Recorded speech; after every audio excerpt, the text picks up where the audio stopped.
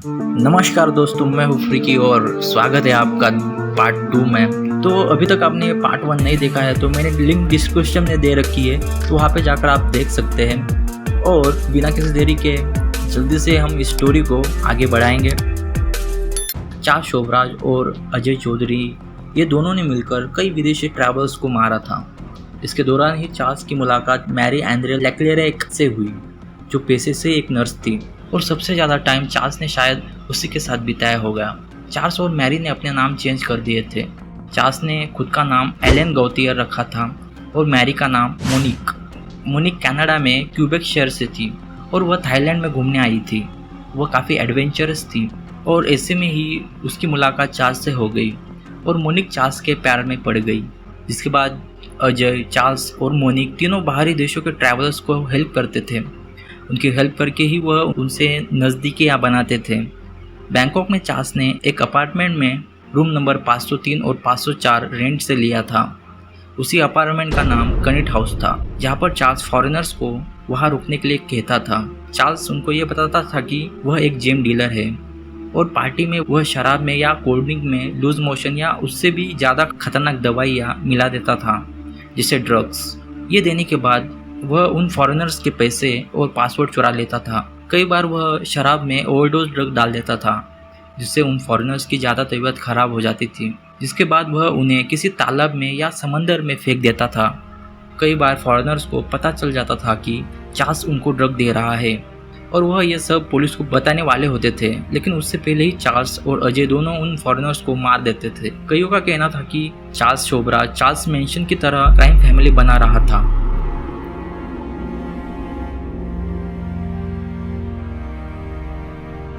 Charles और अजय ने मिलकर पहली हत्या एक अमेरिकन लड़की की जिसका नाम तेरेसा नॉल्टन था। तेरेसा नेपाल में जाकर बुद्धिज़्म अपनाने वाली थी, लेकिन उससे पहले वह अपनी ज़िंदगी थोड़ा एंजॉय करना चाहती थी, इसलिए वह थाईलैंड आई थी। जिसके बाद उसकी मुलाकात चार्ल्स और उसकी कंपनी से हुई और शायद तेरेसा को चार्ल्स के बारे में सब कुछ पता चल गया था, इसलिए अजय और चार्ल्स ने मिलकर उसे समंदर में फेंक दिया। दूसरे दिन जब पुलिस आई तो उनको तेरेसा का शव एक बिकनी में मिला, जिससे ये लगे कि तेरेसा ड्रग्स लेकर समंदर में तैरने गई थी और वहाँ पर ही वह डूब गई। लेकिन पोस्टमार्टम में पता चला कि तेरेसा के सर को पानी में तब तक डाल रखा था जब तक कि उसकी सांसें थम ना जाए। ऐसे ही एक दिन मोनिक ने एक डोमिनिक रेनालियो नाम के टूरिस्ट को बेहोशी की दवा देकर कनिट हाउस ले आई। जिसके बाद चार्ल्स ने उसे दवाई के नाम पर ड्रग देना शुरू किया और डोमिनिक हमेशा ही बीमार रहने लगा और कई महीनों तक वह वहीं पर कनिट हाउस में नौकर के तौर पर काम करने लगा, जैसा कि चार्ल्स चाहता था। चार्ल्स और अजय ने मिलकर उसके बाद एक तुर्किश आदमी को, जिसका नाम विटाली हकीम था, उसको ड्रग देकर जिंदा ही जला दिया था। उसके बाद एक डच कपल को, जिनका नाम हैंक बितांजा और कॉर्डिलिया हेमके था, उनको ड्रग देकर उनकी बहुत ही पिटाई की और उन दोनों को एक साथ में ही जिंदा जला दिया था। जिसके बाद विटाली हकीम की गर्लफ्रेंड उसको ढूंढते हुए चार्ल्स के पास आई तो उसे चार्ल्स के बारे में सब कुछ पता चल गया। जिसके बाद चार्ल्स और अजय ने मिलकर सेम उसी तरह जैसे तेरेसा नॉल्टन को ड्रग देकर उसको बिकनी पहनाकर समंदर में फेंक दिया था, उसी तरह हकीम की गर्लफ्रेंड को भी मौत के घाट उतार दिया। जिसके बाद मोनिक और चार्ल्स ने हैंक बितांजा और कार्नेलिया हेमके का पासपोर्ट ले लिया और दोनों उनके नाम से ही वह नेपाल चले गए। नेपाल में भी उन्होंने कैनेडियन लॉरेंट कैरीरे और एक अमेरिकन कॉनी ब्रॉन्जी को ड्रग देकर चाकू से वार किए और उन्हें भी जिंदा जला दिया। काठमांडू में उन्होंने 4 कत्ल किए थे। जिसके बाद लॉरेंट और कॉनी का पासपोर्ट लेकर वह दोनों फिर से थाईलैंड चले आए। जिसके कुछ दिनों बाद ही चार्ल्स, मोनिक और अजय तीनों इंडिया में चले गए। इंडिया में भी उन्होंने एक इजरायली स्टूडेंट अवोनी जैकब का सिर्फ पासपोर्ट चुराने के लिए उसकी हत्या कर दी। जिसके बाद तीनों सिंगापुर चले गए और उसके बाद मलेशिया के बाद अजय चौधरी को वापस कभी नहीं देखा गया। बहुत से लोगों का कहना है कि चार्ल्स ने अजय को भी मार दिया था, लेकिन कुछ लोग मानते हैं कि चार्ल्स ने उसे खुद अपने टीम से निकाल दिया था। जिसके बाद चार्ल्स और मोनिक इंडिया वापस आ गए। इंडिया में चार्ल्स को और 3 उनके क्रिमिनल फ्रेंड्स मिले, जिनका नाम बारबरा स्मिथ, मैरी एलेन और एदर मिले। इन तीनों की हेल्प से ही चार्ल्स ने एक फ्रेंचमैन जिसका नाम जीन लुक सोलोमन था उसे इतना ज़्यादा ड्रग दे दिया कि वह उससे मारा गया। वापस थाईलैंड में आने के बाद चार्ल्स को पता चला कि पुलिस को पता चल गया है कि थाईलैंड में कोई सीरियल किलर आ गया है। थाईलैंड में तब एक डच एम्बेसी में काम करने वाला हरमन कनेपनबर्ग और उसकी वाइफ एंजेला केन, एक डच कपल जिनकी हत्या चार्ल्स ने की थी, उसकी इन्वेस्टिगेशन कर रहे थे। कनेपनबर्ग को पक्का यकीन था कि यह सब चार्ल्स ने ही किया है। कनेपनबर्ग अंत तक इस केस के लड़ने के कारण ही शायद चार्ल्स को पकड़ा गया था। तब कनेपनबर्ग की हेल्प चार्ल्स के ही सामने रहने वाली पड़ोसी जिनका नाम नदीन और रेमेगायस ने की। दोनों पड़ोसी चार्ल्स के घर हमेशा ही आते जाते थे और उन्हें चार्ल्स के बारे में तब पता चला जब चार्ल्स के ही घर में कई महीनों से रहने वाला डोमिनिक ने उन्हें ये सब बताया कि कैसे वो लोगों को घर पर बुलाकर उनको नशीली दवाएं देता है और उनके पासपोर्ट और पैसे लेकर या तो वह उन्हें कहीं बाहर ले जाकर फेंक देता है या मौत के घाट उतार देता है। डोमिनिक को भी इस बात का तब पता चला जब उसकी दवाई को चार्ल्स के ही घर में रखे हुए एक बंदर ने गलती से पी ली थी, जिसके बाद बंदर की तुरंत ही मौत हो गई थी। तब डोमिनिक को समझ आया कि मोनिक जो उसको दवाई दे रही है वो एक जहर है जिससे वह हमेशा ही बीमार रहता है। तब डोमिनिक ने चार्ल्स को कहा कि मैं वापस घर जाना चाहता हूँ। तब चार्ल्स ने उसे दिखाया कि उसका पासपोर्ट अब वह खुद यूज़ कर रहा है और उसका वीज़ा वैसे भी एक्सपायर हो चुका है, इसलिए कुछ महीने और उसे रुकने के लिए उसने कहा।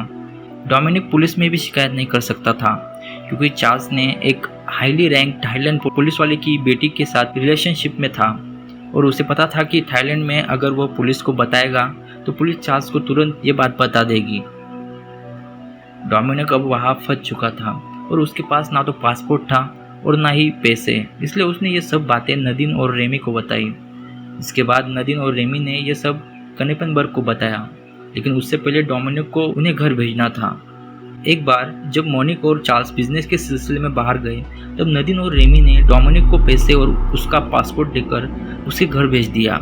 जब चार्ल्स वापस कनेक्ट हाउस आया तो उसे पता चल गया था कि नदीन ने ही डोमिनिक को भगाया है, लेकिन अब वह जानता था कि वह कोई हत्या करेगा या कोई भी गलती करेगा तो वह बुरा फंसेगा।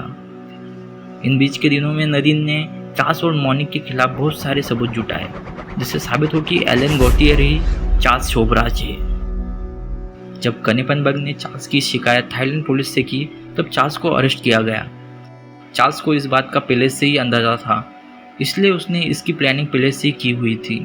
चार्ल्स ने जेल जाने से पहले सभी पैसे और गहने उसके थाई गर्लफ्रेंड सुधा के पास रखवाए थे। बाद में अरेस्ट होने के बाद उसने थाई पुलिस को पैसों से खरीद लिया और ये सब वो पुलिस की बेटी के कारण ही पॉसिबल हुआ था। जिस दिन उसे गिरफ्तार किया था उसी रात को वह जेल से भाग गया। जिसके बाद वह इंडिया में चला आया। इंडिया में वह दिल्ली के आगरा शहर में आया जहाँ पर उसे 22 फ्रेंच स्टूडेंट का ग्रुप मिला। जिसके बाद चार्ल्स ने फिर वही करना चाहा जिसमें वह माहिर है, लेकिन इस बार वह 22 के 22 लोगों को एक साथ ड्रग देने वाला था। लेकिन चार्ल्स जब उनके ड्रिंक में ड्रग मिला रहा था तब हर एक गिलास में अलग अलग ड्रग की मात्रा पड़ गई, जिसको सभी स्टूडेंट ने पिया और कुछ मिनट बाद ही एक स्टूडेंट के पेट में दर्द करने लगा, कुछ को उल्टियाँ आने शुरू हो गई, कोई ज़मीन पर गिर गया। चार्ल्स को यकीन नहीं हुआ। उसके हिसाब से सभी 1 से 1.5 घंटे बाद बेहोश होने चाहिए थे, लेकिन कुल 15 मिनट बाद ही ये सब शुरू हो गया। लेकिन शायद अब इसके बाद चार्ल्स का बुरा वक्त चालू हो चुका था। उनमें से कुछ स्टूडेंट को चार्ल्स पर शक हो गया और उन्होंने पुलिस को कॉल किया। जिसके बाद इंस्पेक्टर तुली, जिन्होंने चार्ल्स को पकड़ने में अहम भूमिका निभाई थी, वह तुरंत उस होटल में पहुंच गए और उन्होंने चार्ल्स के पेट पर अपेंडिक्स का ऑपरेशन करते वक्त जो मार्क लगा था वह देखा। यही अपेंडिक्स का ऑपरेशन के नाम पर चार्ल्स पहले भी इंडिया की जेल से भाग गया था। उसके बाद चार्ल्स को तुरंत अरेस्ट किया गया। तब तक यहाँ थाईलैंड में कनेपनबर्ग की कोशिशों के कारण ही चार्ल्स का इंटरनेशनल अरेस्ट वारंट जारी कर दिया गया। अब हर देश चार्ल्स को बंदी बनाना चाहता था, लेकिन चार्ल्स को अब इंडिया में पकड़ा गया था, इसलिए वह अब इंडिया की प्रॉपर्टी था और चार्ल्स बिल्कुल वैसे ही चाहता था कि वह इंडिया में ही रहे, क्योंकि उसको पता था कि इंडिया की लॉ सिस्टम इतनी बेहतर नहीं है और अगर उसे थाईलैंड की जेल में भेज दे तो उसको तुरंत वहाँ के कानून के अनुसार फांसी दी जाएगी। इसलिए वह जितना हो सके इंडिया की ही जेल में रहना चाहता था। चार्ल्स के तब कई सारे इंटरव्यूज़ लिए गए, जिसको लेने के लिए चार्ल्स ने कई हजार डॉलर चार्ज किए। The question first is that whether I committed murder. Did you? इसके साथ ही जो राइटर उसके जीवन पर बायोग्राफी लिखना चाहते थे उन्हें उनके बुक्स के रॉयल्टीज पर $7,000 से अधिक पैसे चार्ज किए। यही नहीं, चार्ल्स के ऊपर जो फिल्में बनाई गई उस पर भी प्रोड्यूसर से उसने $15 मिलियन चार्ज किए। चार्ल्स काफ़ी अच्छा बिजनेसमैन था और उसने ये बात बहुत बार कही थी कि I am not a murderer, I am just a smart businessman. Charles ने तब कुछ बातें कही थी। जब चार्ल्स से पूछा गया कि तुमने इतने लोगों की हत्या क्यों की, तब चार्ल्स ने कहा कि क्या आपने यही सवाल किसी प्रोफेशनल सोल्जर से किया है कि भाई तुमने क्यों उस 100 लोगों को अपनी मशीन गन से मार दिया? नहीं पूछते ना। क्या अमेरिकन ने मेरे घर वियतनाम में बम डालने से पहले सोचा था? क्या उनको इस बात का दुख है? नहीं है ना। उल्टा आपने उनको कई ऑनर ऑफ मेडल द्वारा उनका स्वागत किया होगा। उन्होंने जितने लोगों को मारा होगा उतना ही उनका प्रमोशन हायर लेवल पर किया होगा। उनको हक है कि वह किसी की भी जान ले सकते हैं। तो हम जैसे लोगों को क्यों ये परमिशन नहीं दी गई है? आप दे ना दे, लेकिन मैंने ये परमिशन खुद को दी है और मैं ये मानता हूँ कि मैंने अच्छे लोगों को बिल्कुल भी नहीं मारा है। ये सब आपको अपने नज़रिए से गलत और भयानक लगता होगा, लेकिन आप मुझसे पूछे तो मैं एक वियतनामी हूँ और जैसे आप हर रोज़ कचरे में पड़े हुए गंदे कपड़े देखते हैं ना, वैसे मैंने अपने यहाँ लोगों के चिथड़े देखे हैं। ये मेरे लिए कोई बड़ी बात नहीं है। मेरा दिल इससे बहुत सख्त हो चुका है। इसके बाद इंस्पेक्टर टुली ने कहा, अब तुम्हारा यहाँ से भागना नामुमकिन है। चार्ल्स ने हल्की मुस्कुराहट से जवाब दिया, मैं जब चाहूँ यहाँ से भाग सकता हूँ। इस दौरान मोनिक को भी सज़ा हुई थी, लेकिन कुछ महीनों बाद ही उसकी तबीयत खराब हो गई। जांच करने पर पता चला कि मोनिक को टर्मिनल ओवरियन कैंसर हुआ था। इसकी वजह से उसको शांति से मरने के लिए अपने देश कनाडा में क्यूबेक भेज दिया गया। जाने से पहले मोनिक ने कहा था कि मैं इनोसेंट हूँ, मैंने चार्ल्स को कभी भी किसी की हत्या करते नहीं देखा, लेकिन हाँ वह एक संकी है। और 38 साल के रहते ही मोनिक की मृत्यु हो गई। करीब 10 साल बाद चार्ल्स का बर्थडे आया था और वह बर्थडे तिहाड़ जेल में सेलिब्रेट करने वाला था। 10 साल में चार्ल्स ने कई सारे दोस्त जेल में बना लिए थे, फिर चाहे वह कोई पुलिस हो या फिर छोटा मोटा गुंडा। चार्ल्स को तब जेल में वह हर सुविधा दी गई थी जो तब के एक अच्छे खासे 5 स्टार होटल में दी जाती हो। उसके जेल में एक कलर टीवी था, एक टाइपराइटर था, एक रेफ्रिजरेटर था, पढ़ने के लिए एक छोटी अलमारी में लाइब्रेरी थी। वो जब चाहे किसी से भी बात कर सकता था। उसके लिए पास में ही फ़ोन की व्यवस्था की हुई थी। चार्ल्स जेल में होने के बावजूद उसके पास बहुत सारे पैसे थे जो उसने बुक रॉयल्टीज से, इंटरव्यूज से और मूवी प्रोड्यूसर से लिए थे, और वही पैसे और कॉन्टैक्ट से वह ये सभी चीज़ें जेल में कर रहा था। 10 साल जेल में बैठने के बाद बर्थडे के दिन उसने जेल से फरार होने के प्लान बनाया था, जिसमें उसने खाने में क्लोरोहाइड्रेट एरिड मेडाजाम्पाम मिलाया था। ये सब उसने एक उसके ही साथी द्वारा जो बाहर से आया था उससे करवाया था। वह मिठाई खाने के बाद पुलिस गार्ड बेहोश हो गए, जिसके बाद चार्ल्स के साथ और 4 कैदियों ने उन सभी पुलिस वालों के मुंह पर टेप लगाकर उनके हाथ बांध दिए और जेल से छूटकर गेट की ओर भागे। बाहर पहले से ही एक कार खड़ी हुई थी, उसमें बैठकर वह सब फरार हो गए। 1986 में तब राजीव गांधी की सरकार थी और इस एस्केप से चारों तरफ से उनकी थू-थू हो गई थी और सब सरकार से ही सवाल कर रहे थे। तब देश में इन 7 क्रिमिनल्स के फरार होने की खबर से तहलका मच गया था। बाद में Delhi lieutenant governor HKL Kapoor ने तुरंत ही पूरे देश में चार्ल्स का पता बताने पर 25,000 का इनाम रखा था और इसके साथ ही उस जेल के कई उच्च अधिकारियों को उन्होंने सस्पेंड कर दिया था और कई अधिकारी तो वह मिठाई खाने के बाद हॉस्पिटल पहुंच गए थे। चार्ल्स अब इंडिया नहीं छोड़ सकता था क्योंकि उसका इंटरनेशनल अरेस्ट वारंट निकला हुआ था, जिससे अगर वह दूसरे देश में जाता तो उसको इंडिया के कानून से ज़्यादा कठोर सज़ा हो सकती थी। इसलिए चार्ल्स गोवा में चला गया, लेकिन इस बार चार्ल्स इंडिया में काफ़ी फेमस हो चुका था, इसलिए उसको तुरंत ही पहचान लिया गया और पुलिस को इसके बारे में बताया गया। तब इंस्पेक्टर मधुकर झेंडे ने ही गोवा जाकर चार्ल्स को पकड़ा था और चार्ल्स को इस बार कोर्ट ने और 10 साल की सज़ा सुनाई। तब चार्ल्स ने ये कहा था, भारतीय कानून तो बस आरोपी के पक्ष में ही होने के लिए बना है। तब भोपाल में यूनियन कार्बाइड पेस्टिसाइड प्लांट में एक दुर्घटना में 3000 से ज़्यादा लोग मारे गए थे। इसके बारे में चार्ल्स का व्यू पूछने पर चार्ल्स ने बताया कि क्या तुमने वह भोपाल ट्रेजेडी के बारे में सुना है? इससे समझ आता है कि इंडियंस कितने लापरवाह और केयरलेस लोग हैं। इंडिया में ऐसे ही जिया जाता है। आप इस हादसे के लिए अमेरिकन कंपनी को दोष नहीं दे सकते और आपको देना भी नहीं चाहिए।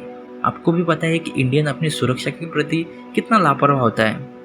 इसको समझाते हुए उसने एक एग्जाम्पल दिया कि इंडिया में एक कार का टायर पूरे कागज़ जितना पतला ना हो जाए तब तक उस गाड़ी को दौड़ाया जाता है, जब तक कि वह टायर बीच रास्ते में फट ना जाए।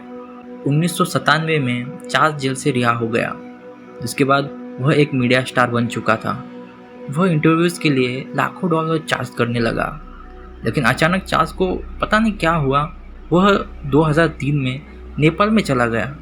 नेपाल भी ऐसे ही कई देशों में से एक था जहां पर चार्ल्स को सज़ा देना अभी बाकी था। चार्ल्स ने काठमांडू के एक कसिनो में एक जर्नलिस्ट को अपना इंटरव्यू दिया, जो द हिमालयन टाइम्स में चार्ल्स की फ़ोटो समेत छाप के आया। इससे काठमांडू की पुलिस तुरंत ही हरकत में आ गई और उन्होंने चार्ल्स को उसी कसिनो में सट्टा लगाते हुए पकड़ लिया गया। जिसके बाद चार्ल्स को कोर्ट ने 1975 में हुई मर्डर केस की फाइल फिर खोली और चार्ल्स को उम्र कैद की सज़ा दी गई। चार्ल्स आखिरकार क्यों नेपाल गया था, वह आज तक किसी को मालूम नहीं है। कोई कहता है कि वह मिनरल वाटर का बिजनेस के लिए गया था, तो कोई कहता है कि चार्ल्स बहुत ओवर कॉन्फिडेंट हो गया था, वह फिर लोगों की नज़रों में आना चाहता था। तो कोई कहता है कि वह जानबूझकर जेल में जाना चाहता था। वजह बताने के लिए हज़ारों है, पर असल वजह सिर्फ चार्ल्स को ही पता है, जो कि अभी तक उसने बताई ही नहीं है। 2007 में चार्ल्स ने फ्रेंच प्रेसिडेंट निकोलस सार्कोजी से अपील की थी। 2008 में चार्ल्स ने अपने ही लॉयर की बेटी से शादी कर ली, जिसका नाम निहिता विश्वास है। निहिता की मुलाकात चार्ल्स के साथ तब हुई जब निहिता को ट्रांसलेटर के तौर पर जेल में बुलाया गया था और ऐसे ही वह चार्ल्स के पैर में पड़ गई। जब निहिता की शादी चार्ल्स से हुई तब वह 20 साल की थी और चार्ल्स 64 साल का था। मतलब उनमें एज डिफरेंस कुल 44 साल का था। 9 अक्टूबर 2008 को दोनों की शादी जेल में ही कैदियों के सामने हुई थी। जिसके बाद निहिता को Indian popular show big boss season 5 में एक कंटेस्टेंट के रूप में देखा गया था, लेकिन केवल 7 दिन बाद ही वह उस शो से एलिमिनेट हो गई थी। बिग बॉस शो में एक कंट्रोवर्सी उठी थी, जिसे निहिता ने बताया कि शो के दूसरे कंटेस्टेंट उससे कई बार एक ही सवाल पूछते थे और वो था कि क्या तुमने और चार्ल्स ने सेक्स किया है। उसके बाद निहिता के माँ ने ही एक प्रेस कॉन्फ्रेंस में बताया कि चार्ल्स जेल में ही है और निहिता बाहर। So how can you think they are doing such things. 30 जुलाई 2010 में नेपाल कोर्ट ने उसे कोनी ब्रोजिंच की हत्या के दोषी में पाया और नेपाल में इलीगली एंटर करने के लिए उससे 2000 फाइन किए। इसके साथ ही चार्ल्स की सभी प्रॉपर्टीज़ को कोर्ट ने सीज कर दिया। इस फैसले से निहिता विश्वास और उसकी मां ने अपनी नाराजगी जताई और कहा कि कोर्ट करप्ट हो चुका है। इसलिए कोर्ट ने फिर उन दोनों माँ बेटी पर ही कोर्ट में उनके खिलाफ मुकदमा दायर किया। शोभराज आज के समय में बहुत ही बुरी कंडीशन में अपनी सज़ा काट रहा है। उसको मल्टीपल हेल्थ प्रॉब्लम्स है, साथ ही उसके हार्ट की कई सारी सर्जरीज हुई है और कई अभी भी बाकी है। आज के समय में उसकी उम्र 77 साल की है। दोस्तों, अब आपको समझ तो आ ही गया होगा कि चार्ल्स को द सर्पेंटाइन क्यों कहते थे, क्योंकि वह जेल से बिल्कुल किसी सांप की तरह निकल जाता था। उसने 2 मर्डर्स करके डेड बॉडी पर बिकनी पहनाई थी, इसलिए उसे द बिकनी किलर कहते थे। चार्ल्स ने अपने जीवन काल में कुल 24 से ज़्यादा मर्डर किए थे। कई लोगों का कहना था कि चार्ल्स शोभराज एक इंटेलिजेंट साइकोपैथ है। आपको क्या लगता है? आप मुझे कमेंट बॉक्स में बता सकते हैं। फिलहाल तो कहानी चार्ल्स शोभराज की यहीं पर ख़त्म होती है। मुझे पक्का है कि नहीं आपको ये वीडियो पसंद आया होगा। तो पसंद आया होगा तो वीडियो को लाइक करना, चैनल को सब्सक्राइब करना, और आपको ये वीडियो कैसा लगा ये मुझे आप कमेंट में बता सकते हैं। और आगे फ्यूचर में कई सारे और ऐसे ही वीडियोज़ मैं आपके लिए लाता रहूँगा, तो आप इस चैनल को सब्सक्राइब करना बिल्कुल मत भूलना और इस वीडियो को अपने दोस्तों के साथ शेयर करना मत भूलना। मैं आपसे मिलूँगा अगली बार अगले नए किसी वीडियो के साथ, पर तब तक के लिए